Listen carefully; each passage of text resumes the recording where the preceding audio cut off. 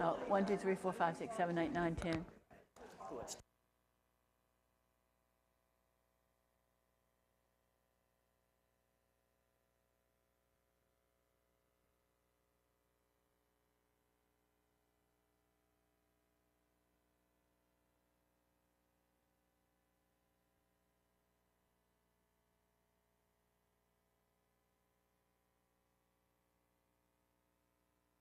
1, 2, 3, 4, 5, 6, 7, 8, 9, 10. Testing, testing. 1, 2, 3, 4, 5, 6, 7, 8, 9, 10. Testing. okay. I'm gonna set this down here and then go back there. Whoa.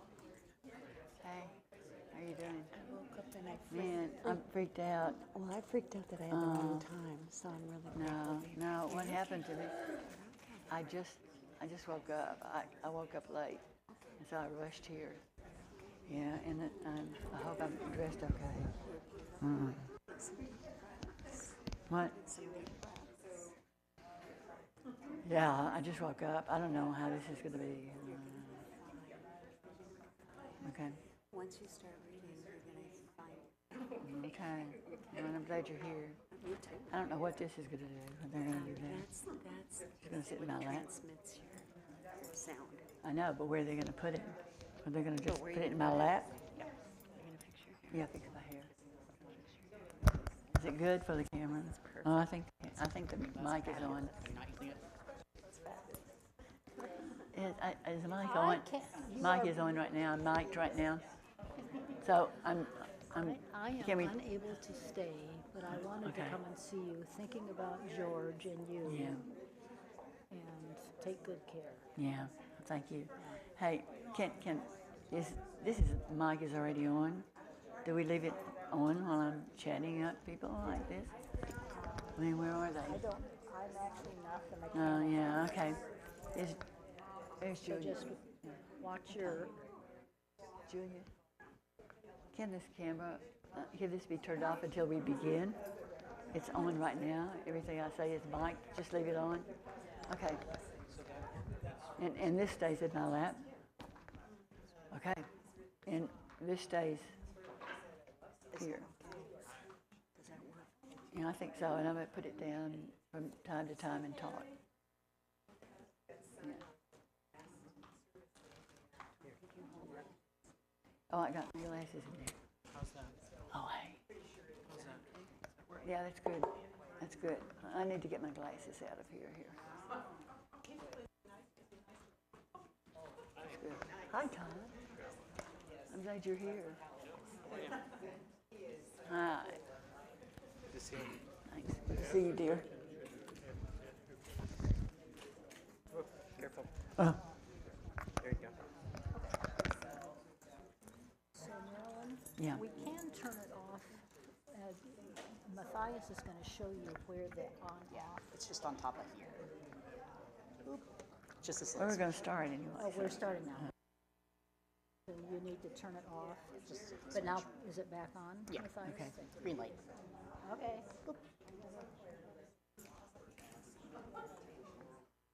Okay. So are you going to start on time? Okay. Unless you want me to wait a minute. No, because I don't want to keep people. The reading is going to be probably 30 or 40 minutes, probably. Is that okay? And then cue it after. Okay. Get it.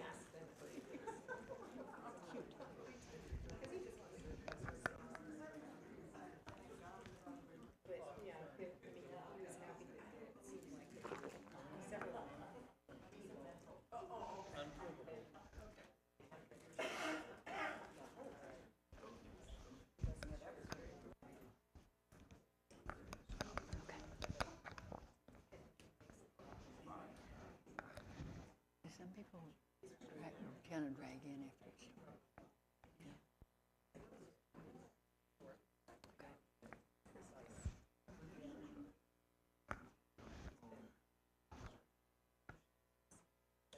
This is good.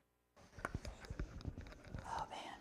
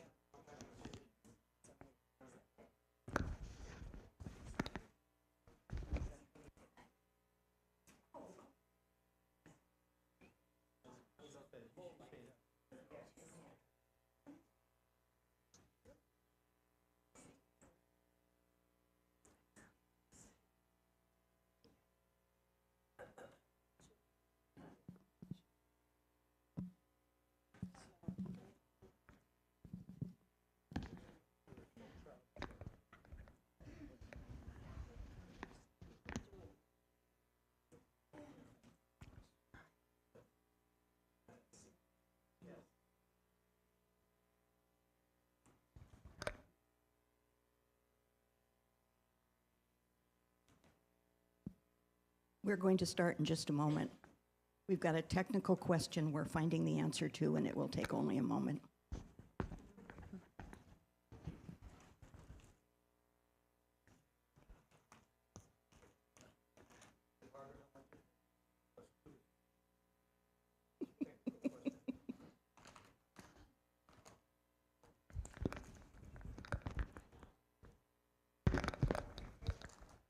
I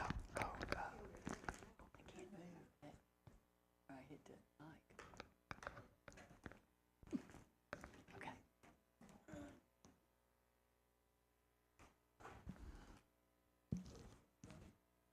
Welcome to you all. We're not only in this room, but we have people online, and the camera is right above your head. Just so you know, you're not in the picture, but it's headed this way, and that's why I'm lurking here right behind Marilyn, so that I'm on the camera. We have a limited scope that is showing up. Welcome. Thank you so much for coming today to Marilyn's reading. We are absolutely delighted that we can present her and get her voice out there. It's such an important voice and so dear to us. I'm Julia Spence. I'm the manager of the Beacon Bookshop here at First Unitarian. And I have to tell you that Marilyn's books, many of them, the many that she has written, have been our best sellers the whole time that I have been with the bookstore, which is 30-something years. And as far as I know, they're our best sellers of all time, and the bookstore goes back more than 60 years. So this is our star writer right here. We just a little bit of logistical stuff and some information about the bookstore. We have hundreds of titles in our shop. We're only open during the coffee or after service. If you're a part of this community, come and visit us, and we can order books for you as well. But come and say hello. If you're online or you're not part of this community, I would let you know that we have a number of Marilyn's books at the table right by the door here. But I would encourage you, if you're not in the room, to please order through your favorite independent little bookstore. That's the way you can help lively, good bookstores all over the country. And we believe there are people from all over the country here today. So welcome and support independent book sales. There's restrooms are right around the corner, as some of you came in that door. And if that's needed, you know where they are. Okay, now introducing this wonderful person. Marilyn started here as our senior minister. We called her in 1992, and before she even could get her feet on the ground, we were dealing with ballot measure 9, and I don't remember if I don't know if any of you remember that, but it was an anti-gay ballot measure. It was horrible. And Marilyn was a brave voice from this church before she really even knew who we were. And we are so grateful that she was willing to stand out and do a press conference on the sidewalk, and then we wrapped a ribbon around this building to claim this as a space of love. And that kind of courage and bravery is two of the qualities that Marilyn brought to this congregation. She retired in 2009 and then became a full-time writer and speaker and guide and wise woman, and has been writing books ever since. We're so grateful for that. And this is her newest book that just came out a few months ago, Life Reimagined. Marilyn is our beloved minister emerita. She is still connected with his congregation, and for that we're grateful. When she came, one of the things that we were looking for was a senior minister who would push us, who would ask hard things of us. And during her ministry, we behaved in ways that were far bigger than we actually were. We learned that we had muscles that we didn't know we had, and she was a wise and prophetic voice for us, a voice of courage, and it made a huge difference in this congregation. So I am so pleased to introduce Marilyn with this new book of wisdom and being with us today, and I thank you so much. No, thank you, Julie.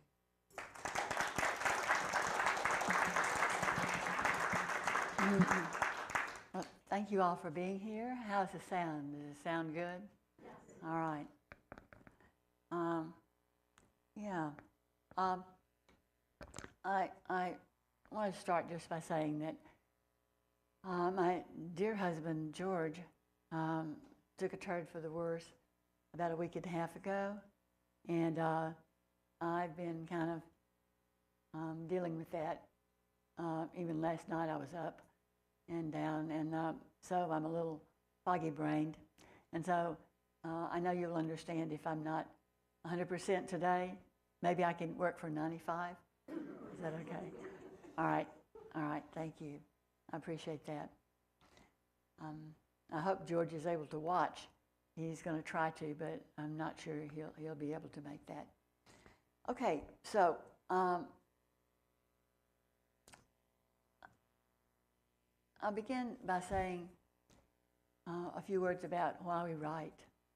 We write because we want to know what to think about something. We don't write about what we know. We write about what we don't know because we want to find out. And by writing, we find out.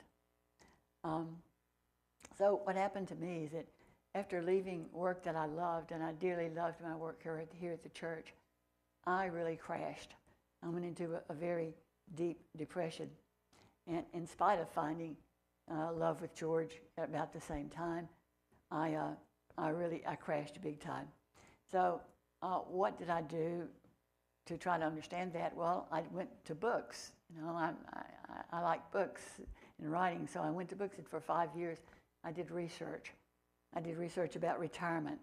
And most people writing about retirement, I gotta say, a lot of the books are pretty shallow. But what I did was I went to stories of people who were retired and what they did with their lives and how they were coping, and went to newspaper magazine stories, and again for 5 years did that. And I decided for this book then on a 5-part structure, and the book is sectioned off like that. The first part is a journey to becoming a minister. The second part is leaving the church and falling into despair. And I found that my family background had made me very vulnerable to this kind of despair. And then research, how did others cope? And I have a whole section on that. And some people, in fact, in this room were quoted in that section. Because I talked to individuals as well as doing research online. And then the philosophical and theological section, that's section 4, that is I think it's the strongest section of the book. It deals with questions of meaning and purpose in our lives. It has to deal with existential questions. Why are we living anyway? What's the purpose of our life? And then section 5, how has my life changed? And for the better in certain ways. And what are ways do we find to give as we age? So with that, I'm going to get started, and I hope I can keep within our time limit here. I'll try to watch that.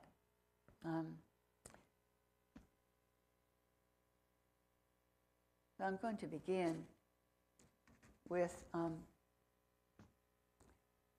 why did I choose to leave the church anyway? Well, I chose to leave the church because the church was filled. The church was 80% filled. It was wide open for more people to come if we only had space. More people wanted to come, but there wasn't space. And when a church gets 80% filled, well, what happens is that attendance will plateau. And that's precisely what happened. So I had to either decide, or we had to decide as a church, to, I could have preached 3 services, but I didn't have the energy to do that anymore. I had done that for 5 years, and I just couldn't do it.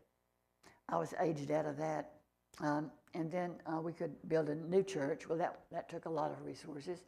We, in fact, had a model for a new church, but we didn't have the money to do that.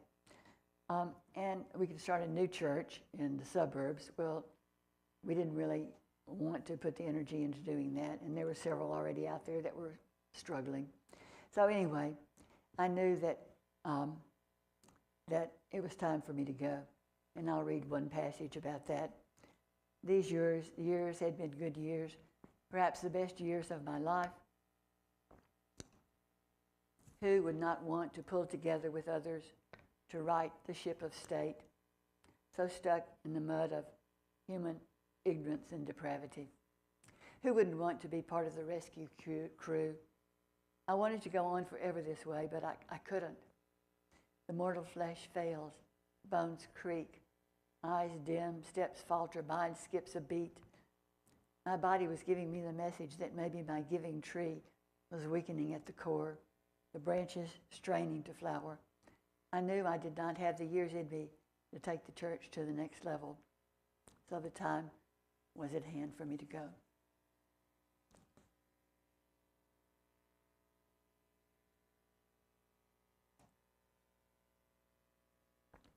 I want to go back a bit now and talk about, though, why I loved the church and why I decided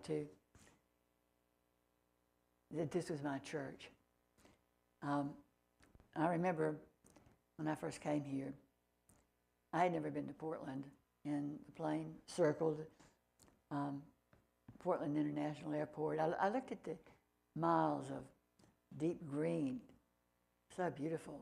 And when I was greeted then later by the search committee, going around the city, I saw the cottages, the craftsman homes, the trees and flowers everywhere. So I loved this place from the moment I saw it. Now, I got to tell you, this was the 10th church where I had pre-candidated. Most ministers pre-candidate once or twice and then they take a church. I had gone 2 years and had pre-candidated at 10 different churches. I was getting pretty good at interviewing, and so the last couple of churches asked me to come, asked me to be their minister, and I just said no, this was not the right church for me. So I knew that the right church must have been out there for me, or else I couldn't be a minister. And at that point, I was thinking, should I even be a minister? Because I don't want any of these churches. And then I came to First Church, and well, that's when it happened. So I'll read a little bit about that. The church was in the heart of the city, where great churches are located, downtown amid the commerce and amid those who did not partake of the commerce, the runaway teen, the needle users, those with no home. A quotation from Micah 6:8 appears on the north side of the building, setting forth the purpose of the founders. And what does the Lord require of you? To act justly and to love mercy and to walk humbly with your God. When I left the sanctuary, bathed in the late afternoon light that captured a sense of the sacred, I knew I wanted to be part of a tradition of this very historic church. Well, it's interesting that when you meet with the search committee, you meet with them several times over a 3-day period. I met with them once, and generally the search committee will invite a candidate that they want. Well, I knew I wanted to be here, so I said to them, well, I think this is where I'm supposed to be. And they looked at each other and they kind of coughed. And they said, why do you think so? And so I said, this is what I said, and this just kind of rolled off my tongue. I didn't think of it ahead of time, it just happened. I said, I can offer you some things you need. I'm a strong preacher, and a large church needs a strong preacher. And I said, more important, you are a great church, and you have forgotten this. I can help you remember that you are a great church. And then I said, and you can give me something I need. I need to be challenged to excellence, and you can do that for me. Where did these thoughts come from? I don't know, but they just came from my core. Now, who was going against me in this race for First Church? 4 males, because the only reason I was on the list at all was that I was a female with a PhD. They didn't have any females that they thought that the denomination didn't have any females to put on the list. So they said, well, let's just put Marilyn on. She has a PhD. But I didn't have any experience at all in leading an institution. much less leading a church. And so these 4 males and I were, quote, competing for this. Well, I knew that I would be selected. And again, this is the kind of thing that happens sometimes to me. I know ahead of time what's going to happen. And, well, I knew I had this deep feeling that absolutely I would be the chosen one in spite of the illogic of that. And sure enough, yes, I was chosen. They called me 2 months later and said, "You've been chosen." And I just said, "Oh, well, thanks very much." It's kind of like, I didn't, say whoopee or anything like that. I just like, well, of course, that's what's going to happen. Okay, so now we get to the hard times. This is called losing. Now,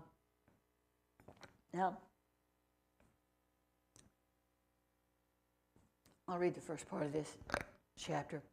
There are days in our lives when everything changes. The wedding day, as you hear yourself making the ancient promises, your ecstatic joy the moment your first newborn is placed in your arms, the time you hear the betrayal that sends you spinning out of control. I remember so well the intimate details of the morning before I preached my last sermon at the church. My confused heart asking, am I making a mistake? My morning prayer asking for guidance. What's next? Slowly, carefully dressing, the white silk shirt with the bow at the neck and the long sash, the black skirt, my Sunday costume to go under the red doctoral robe with the black velvet panel, the robe that said, something very special is about to happen here. The sweet energy of coming together one last time. The sermon, my blessing, given in love. And then the aftermath of the service, the emptiness of the church after the last hug was given. The robe slowly peeled off, the final sermon tucked back in its manila folder, along with the order of service, as was my custom. Anyway, I, unfortunately, because of the rules of our denomination, was not allowed to come back to the church at all for 2 years.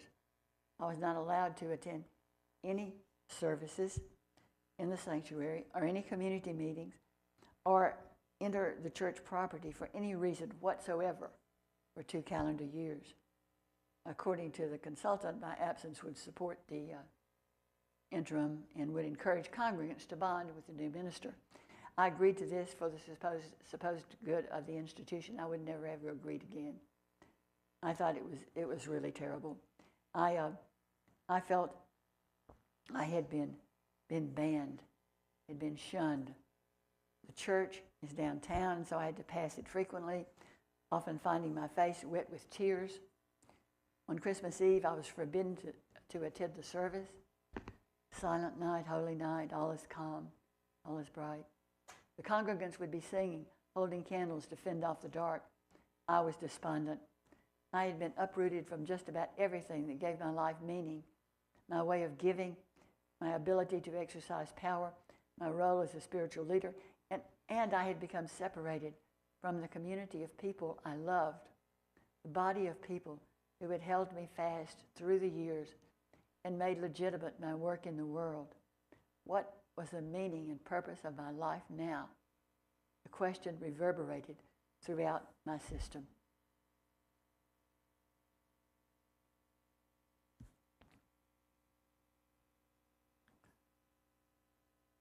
I'll read another passage about loss because it's all about loss.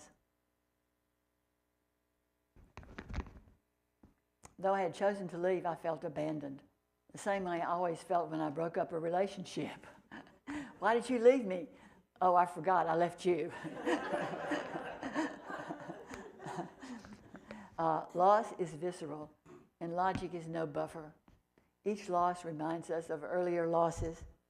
The childhood friend moves away. The grandmother dies. A partner or parent dies or disappears. Those early losses never completely heal, and they can be triggered by new circumstances all through life. The ferocious energy of loss is surprising, and grieving is ever a necessity through the many transitions of our lives.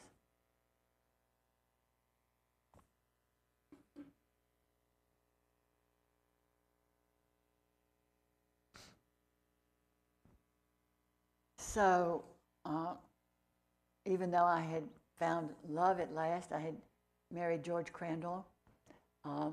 You all know George, and he was my dream man. He was the man that I remember talking to my therapist one time, and I said, because George had just been widowed, and I said, you know, George Crandall, I said, wow, he's a man that every woman in this town is going to want. And I said, and he's just an amazing man. So I was very surprised when he came for me, but he did. And he was a man I had worshipped from afar, although I didn't have any designs on him because he was married. But anyway, he's the one who came for me, and wow, he was my dream man. So George, I hope you're listening. So I had found love with George, and I had made a film at the same time. We were wrapping up our film, Raw Faith, and that had taken 2 years. Many of you have seen that film, but that's all about finding love too with George. Well, anyway, what happened though after this is that it looked like I had everything, but the pain of not being in place, and I wasn't in place because I wasn't in my church. The pain of not being in place soon found its way into my body. I began to have a number of worrisome symptoms, and I'm going to go over just a few of these. This is the most boring part of the book, but I got to tell you a few of the things that were happening to my body. So I'll just run over this rather quickly. But it was a terrible time for me. My sleep was suffering. I couldn't remember names of people or places. I would substitute one word for another. I would forget appointments, confuse time.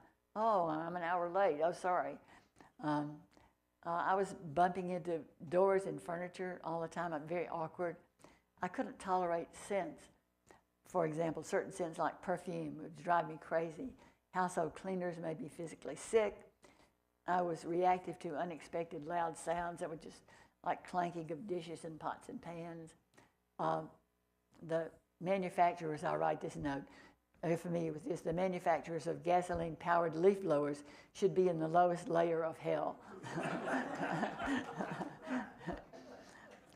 I can't find a shampoo that wouldn't cause my scalp to break out. My scalp broke out, and I had headaches that were plaguing me.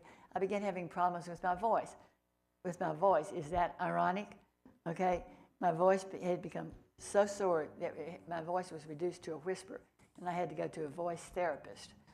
So, and then the worst thing, I guess, of all was I thought I was having a heart attack. I really wasn't having a heart attack. I was having an anxiety attack.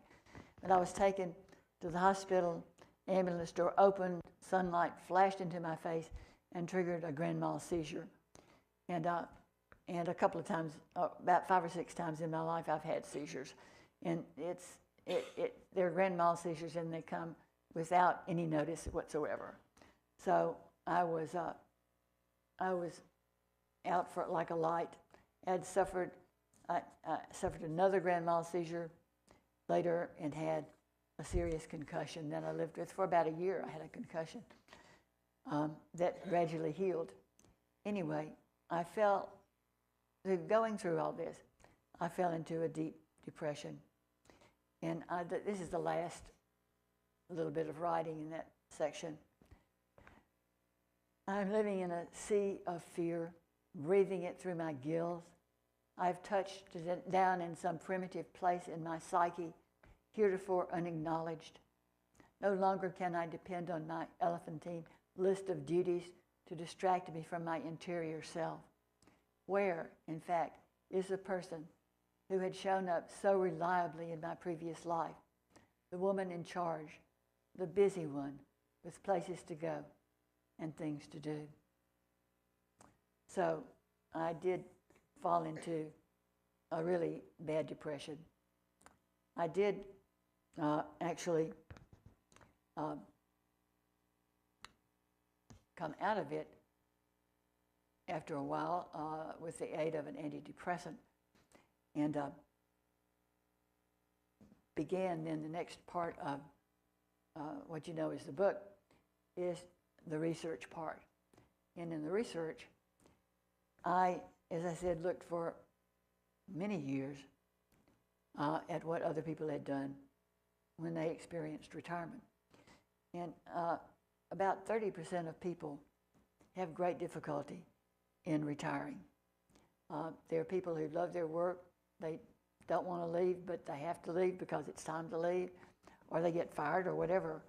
Something happens, and they suffer because of it. 30%, that's a big number.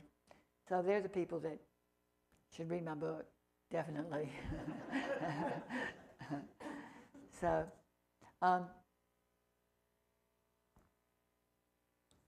the difficulty of the transition out of work is rarely articulated and therefore often goes unacknowledged. Cut off from tribe and community, retirees may very well become desolate. People who are still working ask, how's retirement? They're still pushing through their work days, maybe, and so they may see you as lucky to be free of all of that. Well, how can you tell someone that you are bereft, that you've begun to question who you are and why you're even living? So you really don't answer them. You just say, oh, it's just great, and you smile.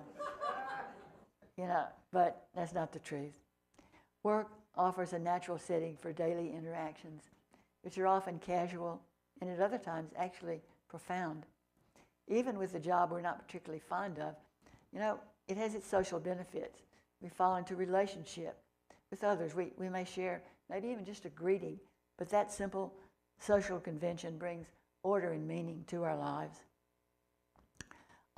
We share thoughts and judgments about tasks at hand. We may speak of personal matters. We make ourselves known, and others reciprocate, not just by content alone, but by tone of voice, by every careless glance. We take our coworkers for granted until they're gone, as we do with so many of those who make up the fabric of our lives. And then this is a passage that's philosophically inclined, but I think this is a really important passage. And it's I don't know if you all are familiar with the book, A General Theory of Love. And I was very influenced by that book. And this passage is based on my reading from that book. Humans, like virtually all warm-blooded animals, are social creatures. We literally need interaction with others as much as we need food.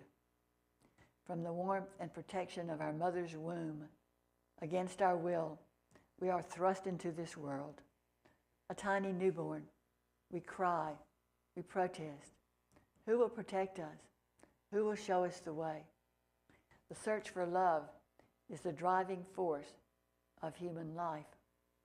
Not romantic love alone, although some make a fetish of that, but trusted friends, attachments of all kinds.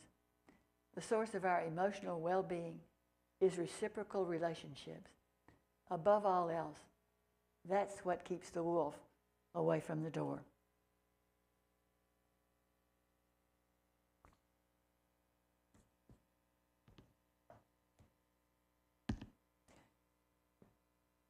So now I'm into the philosophical, theological section of the book, which I think is the strongest part. What is the more that haunts our days? This meaning thing. Gotta have it. Why else get up in the morning? Why else eat the same old boring breakfast of whole wheat cereal and fruit and low-fat milk every day? Consider the weight loss plans, the vitamins and supplements, the boring exercise routine, the bran muffins. All the time spent bathing and brushing and flossing. Why take care of a body that has such a predictably bad future. We can hardly take in the truth of our mortality. Despair begins to perch on our shoulder with its unceasing demand, wake up, wake up. Unacceptable, simply unacceptable.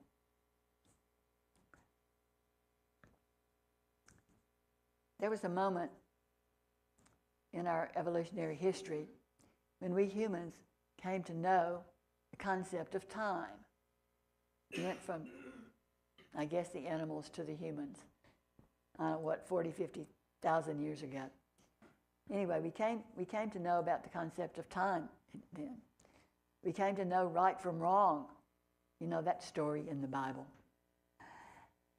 And we were called upon to make moral choices. And we understood that we were going to die. Our blissful innocence was gone. We are finite beings, aware of the infinite. Therein lies the cast-out feeling, the sense of never quite being at home in the world.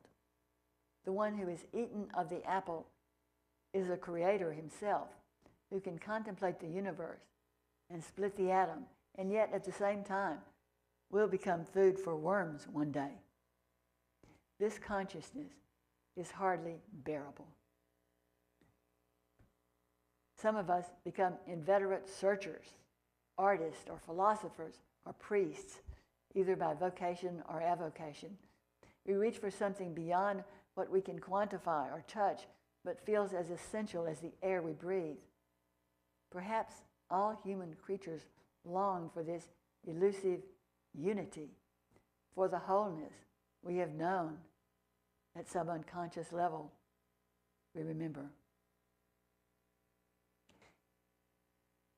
It's like the feeling you get when you're finishing a picture puzzle and there's a piece you can't find. You long to make the picture whole. You try one piece that initially feels the right color, the right shape, but no, it doesn't fit. You turn it this way and that. You try to force it in, but you can't. You can't complete the picture. And though you may not realize it, this picture is but part of a larger picture. And it is in turn part of a still larger picture. And on ad infinitum, its source lies somewhere before you were born and after you die.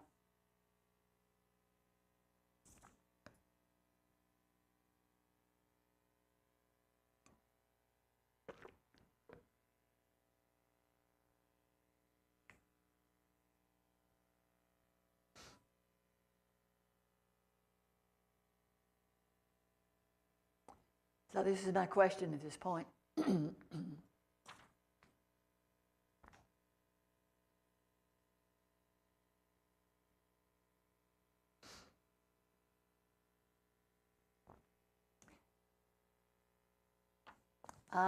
When I left the church, the place of so much deep gladness for me, I had a little idea of how to once again feel at home, spiritually speaking. The sea closed behind me, and I was left staring at the water, stunned and inert, leaving my Moses complex behind, feeling more like Jonah after being vomited up by the whale. Was this my inflated ego being left behind? Could I adjust to not being special as ministers are seen by their flock? What happened to the leadership of the Spirit on which I had staked my life? What must I do to be saved? The old question, but with a different twist. What will bring new birth? Now I was hanging there in space, the next move in my high-flying act, nowhere to be seen. Was I at the beginning of a fall that would lead inexorably to decline and death? Or did another stage of growth, new ways of being, await me? Who was this person I saw now in the mirror? The woman with the dark circles growing under her eyes. The woman who had run out of desire, run out of faith. Blind to purpose and direction, I entered the nothingness out of which radical newness can arise eventually. I want to read that last sentence again. Blind to purpose and direction, I entered the nothingness out of which radical newness can arise eventually.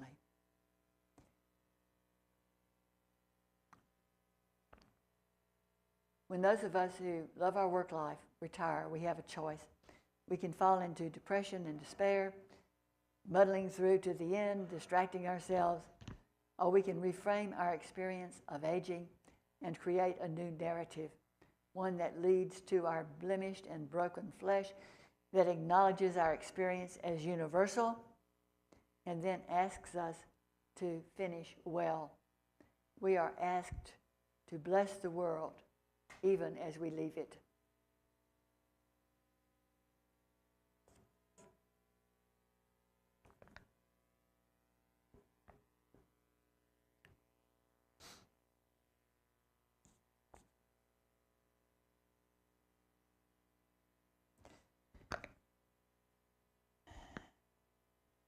We stand the child against the wall. We measure.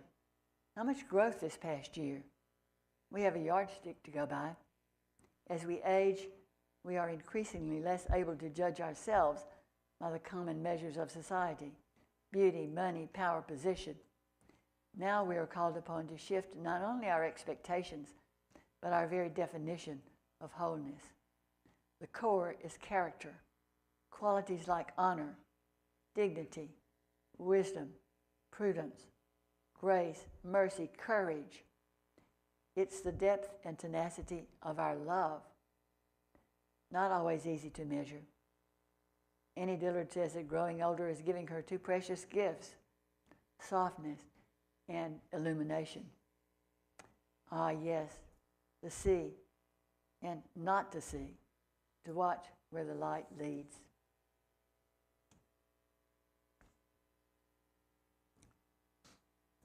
I have some examples of people who were older people who really came in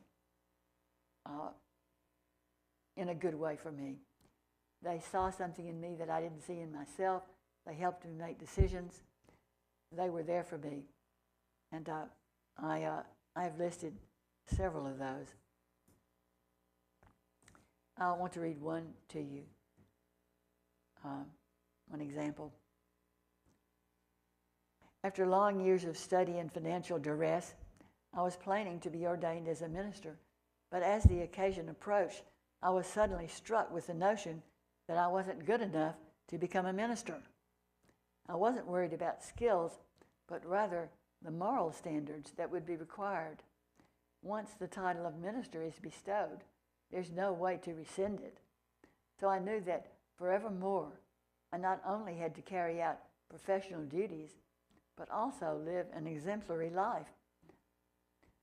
Aware of my failings, in particular, my failing to love freely and easily, I thought I shouldn't go through with the ceremony, which was a mere 2 weeks away at the church in Lexington, Kentucky, where I discovered Unitarian Universalism. Preparations had been made. Ministers, professors invited, friends and family members were gathering from afar. Plane tickets and rooms had been arranged. Uh-oh. I decided to bring my doubts to Reverend Gordon McKeeman, the acting president of Star King School for the Ministry, where I'd studied. He was a man whose wisdom was surpassed only by his humility. Sitting in his office, embarrassed to even tell him of my dilemma, I began to weep softly. He waited and waited some more. Finally, I choked out my question. How could I allow myself, imperfect as I am, to accept the title, the role of minister?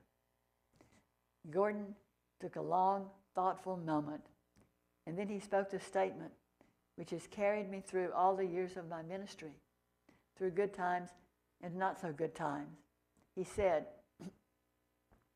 remember that the efficacy of the sacrament doesn't depend on the purity of the celebrant. I'm going to read that again. It's kind of hard to take in. Remember that the efficacy of the sacrament doesn't depend upon the purity of the celebrant. That's all. Nothing more was needed. I understood in that moment that I was in service to something larger than myself, that I was offering, with all my flaws and failures, to be a conduit of the holy. I didn't have to be God, just serve God. Even as I carried on my ministry in Portland, the elders in my congregation modeled courage for me and steadfastness. When the bombing of Iraq began on March 19, 2003, over 400 people from First Unitarian joined many, many others in Portland and took to the streets with our signs, with our chants. We took a stand as citizens are called to do when their government seeks immoral ends. I remember returning from that first march, knowing that we had done what we could, but nevertheless disheartened. When I saw a tiny figure trudging along, alone, with her cane and her sign, it was Bessie from our church. She was in her 80s by then, with white hair in that bun favored by older women, and a bent back with the various ailments that cause bodies to shrink and to bend. I remember a rush of feelings, quiet tears, connecting me to this woman, honoring her as one who had lived through many wars and who was still saying no to war, still marching, even though participating must have been hard for her aging body. I knew that when Bessie put down her sign for the last time, I would be picking it up. And when I put down mine, younger activists would be there to pick up mine. And so it goes.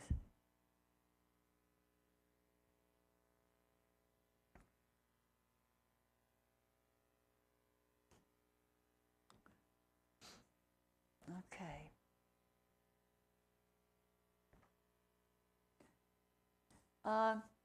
A couple of passages about how I think I've changed in certain ways for the better because of aging.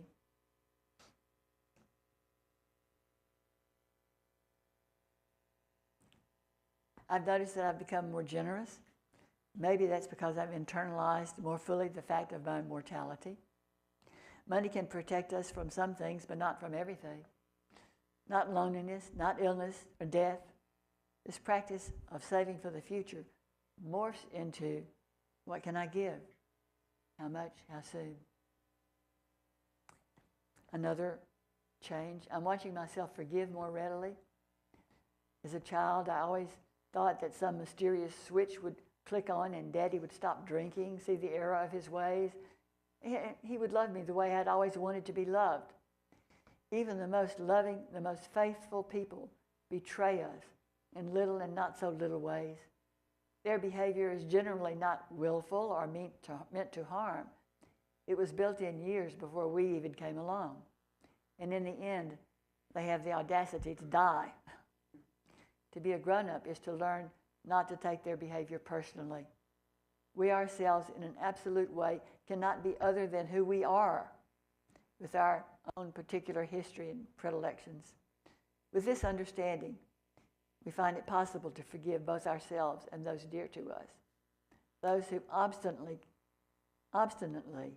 continue to be themselves instead of the people we want them to be for our sake. I'm increasingly loath to give advice. Once I did a lot of that, especially to my grown children, to my sister, sometimes to friends. Not really that helpful. It's not really welcome. So I was always sorry afterward and telling myself, no, don't ever do that again. You know, that's really not good.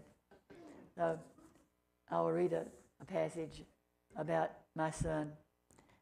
I'm encamped in the apartment of my grown son who just suffered heartbreak. He's 45. He thought he was going to marry the only woman he ever really loved.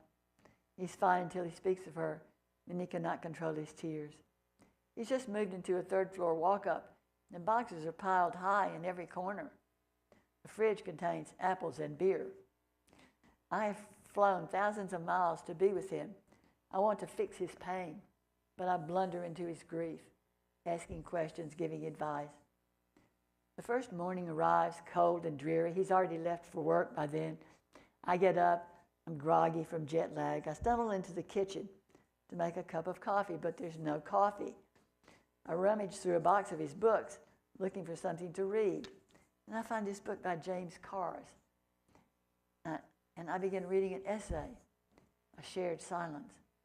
And I notice on page 159, my son has underlined these words, "Not until my mother was long dead," and had written in the tiniest of letters possible, in pencil, hardly legible, he wrote the words, "I don't want my mother to die." I wondered what fears, what longings triggered that notation, the only one throughout the article. I find a place of silence within. Over the next few days, my son and I sample the town's restaurants. We eat fat sandwiches and coconut cream pie with mounds of meringue. We play country music and sing along with the lyrics in full voice.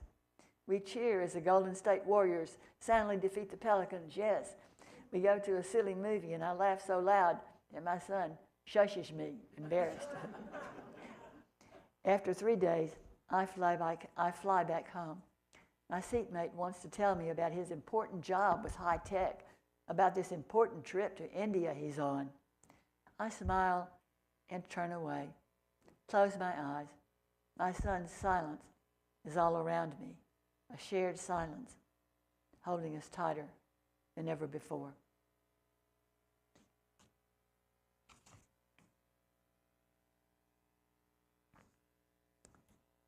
Okay, so last passage I have.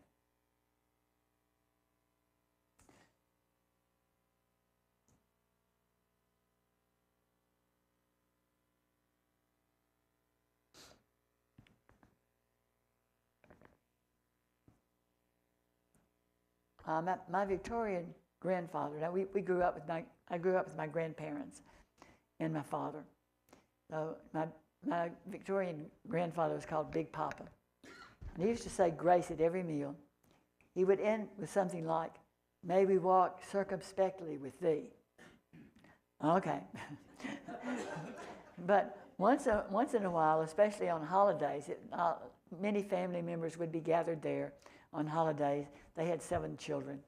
So sometimes he would call on my errant father, whom Papa characterized as the black sheep of his 7 grown children. Okay, well, fair enough. My father was an alcoholic who got in fights, ran with reprobates, gambled, went to roadhouses on his way home from the oil rig, not to mention the extensive number of girlfriends and the 5 wives. But never mind. When Daddy had to pray, he always bowed his head, he veiled his eyes with one calloused hand, and he paused for a long time before he spoke, leaving the family wondering if he was going to come through with the blessing after all. Finally, he would pray. Every time he prayed the same prayer. "Dear God, forgive me for all the dirty, rotten things I've ever done." And then he would cry. Every time. Even as a child, I was pretty sure that God preferred Daddy's prayer. We're not asked to be perfect. We're asked to be faithful, to return again and again after violating the values we claim, the good that we would do. Our failings serve us well as we flail around in the muddy flats of life. They push us helplessly to God. Sometimes transformation does occur, coming as a benevolent thief in the night, taking away some hardness or some sadness I thought would always be a part of me, allowing me to forgive another or myself, or perhaps shifting my values as I increasingly choose mercy over judgment. We can't force these changes. We can merely allow them. And then the last thing I'm going to read to you is a story about a friend. I'm wandering in a used furniture store, just hanging out with my best friend, Melissa, who used to die far too soon, only a few months later, from the cancer she has endured for 2 years. The owner has for sale not only furniture, but paintings, ceramic figures, rugs, mirrors, other such items. Way in the back of the shop, in the midst of these cluttered offerings, I spy her sitting alone, a ceramic Kuan Yin, the Chinese Bodhisattva, the goddess of compassion, the one who hears the cries of the world. I go for a closer look, and fixated by the peace she radiates. I know I have to have her, but such beauty will be costly. How much? I ask the shopkeeper. $50, he says. She has 2 broken fingers. I look closely and see the little finger and ring finger of one hand are broken off. Melissa insists on buying her for me as a gift, a parting gift, I sense. That was 25 years ago, and my Kuan Yin still sits in the middle of my meditation table, calling me to quiet each day, to compassion, and to mercy, reminding me of Melissa, who loved me like I was her own child, broken as I was, broken as I am. Thank you.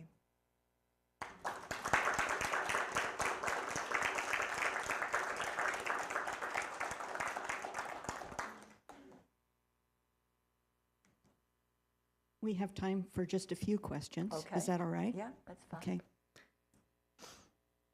Tom's got a question. Tom has a question. Marilyn, it occurred to me that you've been gone from the church for 17 years, so as long as you served here, you've been retired. I think like next week is the anniversary, actually, just to note that, how many years it's been. Looking back on yourself 17 years ago, what advice would you give to that newly retired person?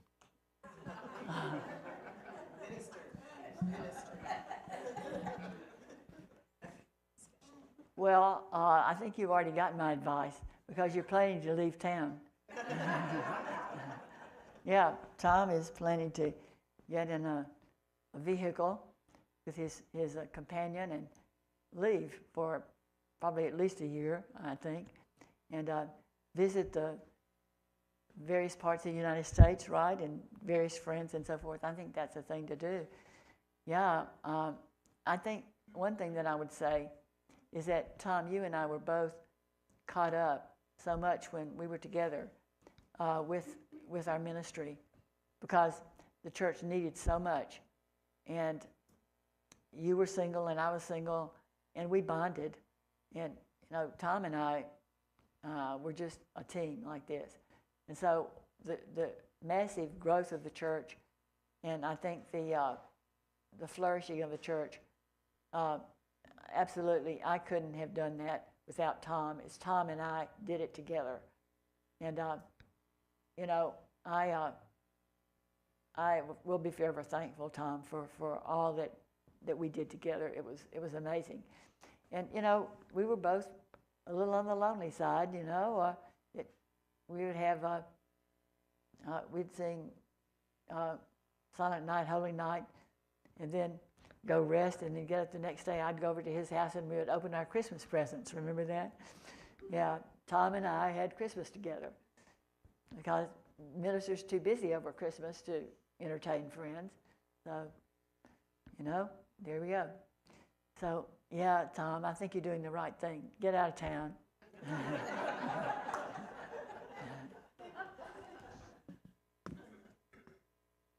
Hi, Marilyn. Hi. It's Victoria. I was so struck by the Bible verses that you quoted in the book. Yeah. There were many of them, and, you know, I love your background. I think that made you such a stimulating speaker, drawing from all of your different experiences in different churches. So you had, you know, the family Bible, and it's clear that it means a lot to you. So did you go searching for verses, or were these verses important to you along the way, and then it just kind of naturally came out that you used them? If you had any guidance on that. I don't read my Bible too much. I have a very important Bible to me.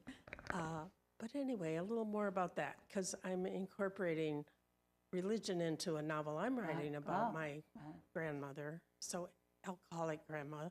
Yeah, So it's anyway, interesting. yeah, any advice? Well, on- my grandmother was very faithful about reading her Bible, and she would read it every day. She would sit in her big rocking chair and just read passages out loud. So I was used to hearing scripture. I didn't have to look up anything. I knew the scriptures. And my grandmother, in fact, would mark in the Bible. She'd put little circles by things that she really liked. But if I were telling somebody where to get, where to start reading the Bible or getting to know the Bible, the Old Testament's kind of harsh. Lots of people are killed in massive ways in the Old Testament.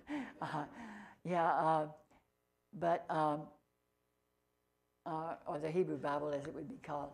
But I would just say, read the Gospels. Matthew, Mark, Luke, or John. Yeah, Matthew. Yeah, just read the Gospels. Not John. I mean, that one gets a little esoteric at the end.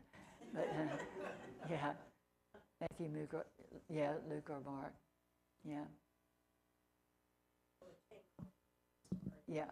Yeah, I was, for all of you that don't know, I was a Southern Baptist until they kind of kicked me out because I got a divorce. And then I went first I was a Catholic, that's right. And then I became Southern Baptist, and then a Unitarian Universalist. Yeah, it was quite a journey. Now, I remember sitting down with the Catholic priest, who told me, called on my family, and what called on me when I was with my family, my grandparents, and said to me, he said, Marilyn Jane, he said, you're going to go to hell if you leave the Catholic Church. And I said, well, would God know whether I believed or didn't believe? And he said, well, of course, God knows everything. And I said, well, then God would know that I don't believe, so it really wouldn't do me any good. So, yeah. Anyway, yeah, Catholic, Baptist, Unitarian Universalist. Yep. Any Other questions? So, Reverend Tom, a couple of weeks ago, gave a sermon on calling.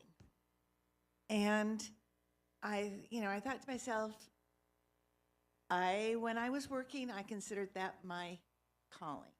I was helping people get food, And I can remember when I retired, and someone said, "Oh, now you have all the time to do what you always wanted to do." I thought, what the hell have I just done? I was doing what I wanted to do. Yeah, exactly. And that fear, And then I thought, okay, then my husband was ill, and I thought, next 10 years, my calling is taking care of my husband. My husband has just died.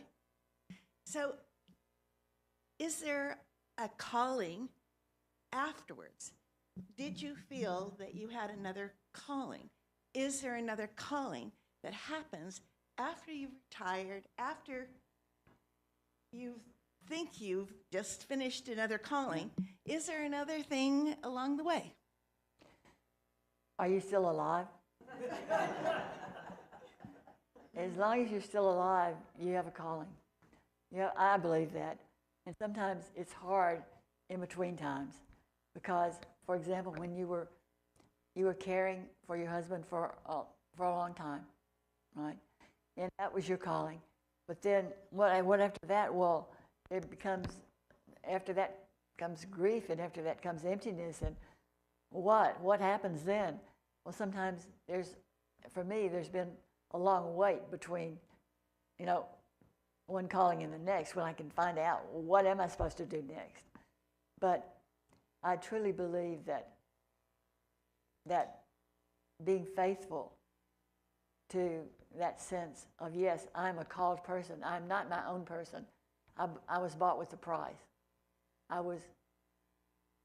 I am here to serve, to give, to live as deeply in love as I can. And if we go forward with that faithfulness, then the right thing will turn up for you.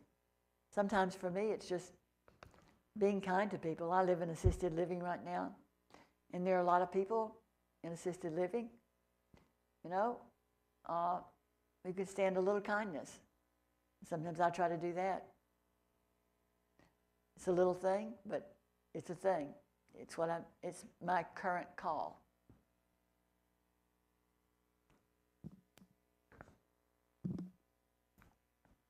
Marilyn, although you apparently bore advice so far, you've been doing a good job at so far with us, our questions.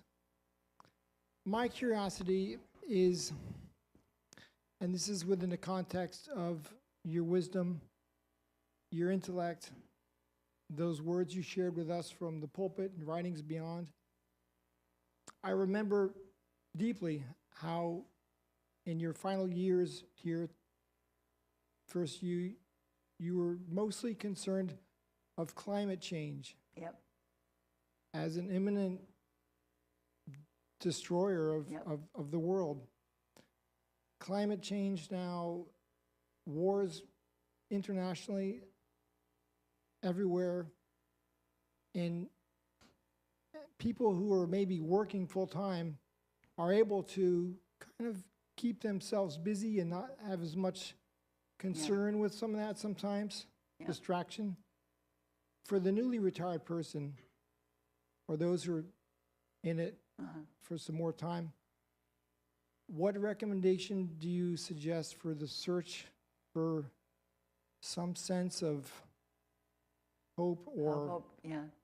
Yeah, I'll leave it at that. Yeah, I think that it's very hard to read the newspaper today, and any day. You know, it's very hard. So I don't read a lot of the newspaper or listen to news. And I think that, you know, the best thing to do is to join with other people who are working in the same direction. But, you know, Bill McKibben's group, okay. I mean, that's wonderful, a wonderful group. They worked for all the right purposes. So I think, and I have a big chapter in climate change in this book too. I really like that chapter, but, you know, it didn't quite fit the rest of what I was reading today. But it's still a driving force in my life. And so join a group that's also passionate about it, and you won't feel so alone, because it's hard. Marilyn, Yeah. quickly, I'll get to my question, but I just want to say, when you were feeling like this was your place to come and be, it was the time I was moving from Pittsburgh to Portland, and I had discovered Cries of the Spirit, your wonderful collection of women's poetry, and I read your essay at the beginning of it, and I said, someday I have to meet this woman. And then my husband, John, called me and said, guess who's been called to be the minister of First Unitarian Portland? And I said, I knew it was meant to be then, just like you did.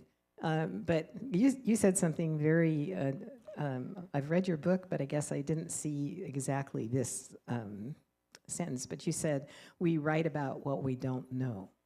No, that was... book. Okay. That's usually in my introduction. And my ears perked up because there's been a book wanting to come out of me, or essays, I'm not sure, for a while. And maybe I think you may have helped me get past the biggest roadblock. It would be about life with my son, my wonderful person on the spectrum, who I call my Zen master, who has taught me more than I've taught him, I think. And you know, I was thinking, do I need to know everything about? Am I giving writing an advice book for parents? What is my purpose? And maybe I just need to start writing. You start writing. You just need to start writing, and you just listen to the voice within. Mm-hmm. And what is the voice within telling you to say? I mean, you go into a whole different space. You don't have to think about it. You just maybe meditate on it, and then just start writing. And then the writing will take you where it needs to go. You can revise it later, that's fine, but just write. Okay, well, maybe I'll take a book to scribble in. I like to write by hand. That's It's- that's good. It comes out of me. Yeah, And I'll Perfect. just write down whatever comes. do that. Thank you. You can make art out of it later.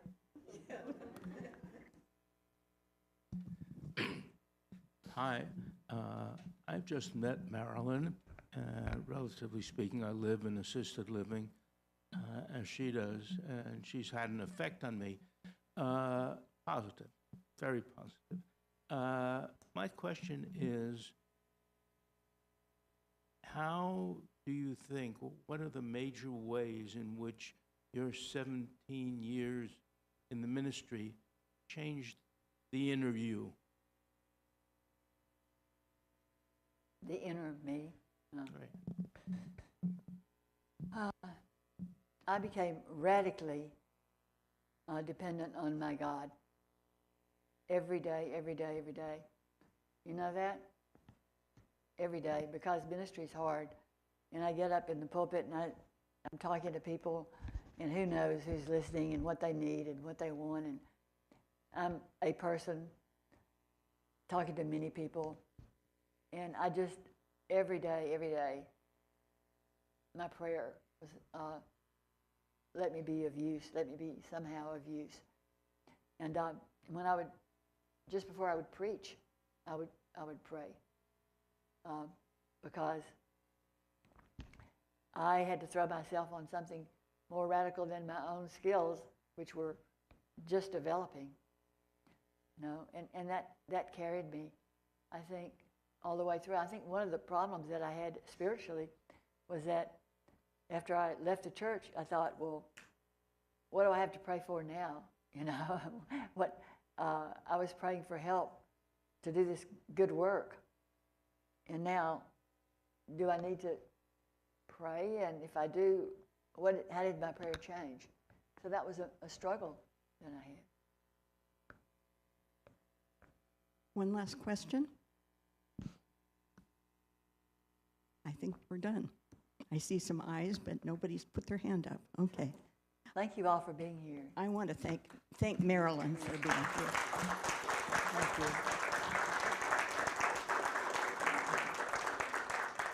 We really appreciate that you were willing to put the thought and energy, and I know right now you're spending a lot of energy that is being spent in other directions too. So thank you very much for that, and all good wishes to George, who's on the other end of this, we hope. And if you're interested in Marilyn's books, we not only have this new book, but we have some other books over here. So help yourselves to refreshments. And again, one big thank you to Marilyn.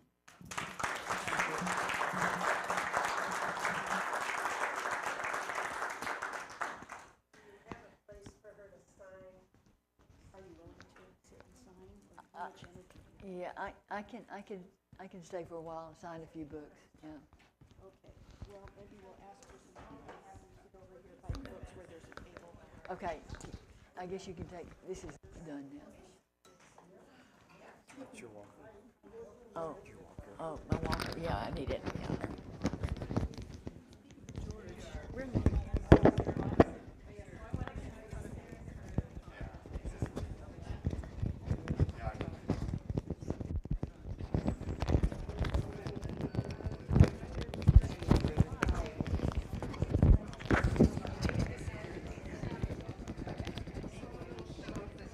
How will the charge show up in my credit card?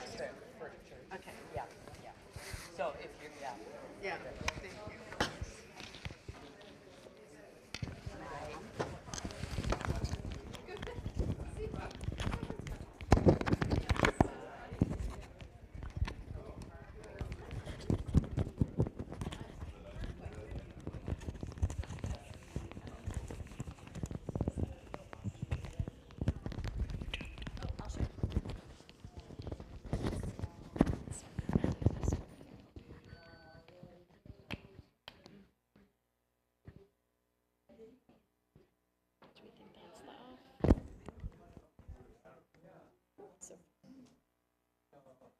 channel, usually there's an obvious on-off, but I was thinking, oh, there it is. When she was using it, I was like, oh, I haven't